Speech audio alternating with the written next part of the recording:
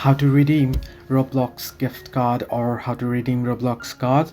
Hello everybody, welcome back to my channel. This is me Pipan Bisnet, and today I'll guide you on how you can redeem Roblox card or Roblox gift card.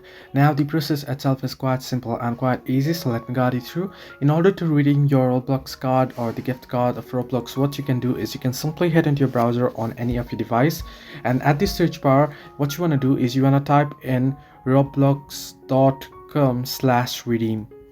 So you want to type in roblox.com/redeem and you want to tap on go. Next thing you can see, it'll take you to this page, but before this it'll ask you to log into your account. So you want to log into your account. I'm already logged in. You can see it'll ask you to enter your code here. Simply tap on enter in your code here and then tap on redeem option there, and you'll be able to redeem your code. So this way you can redeem your Roblox card. Hope this helped you. Do like and subscribe, and do not forget to leave a comment down below if you have any further issues.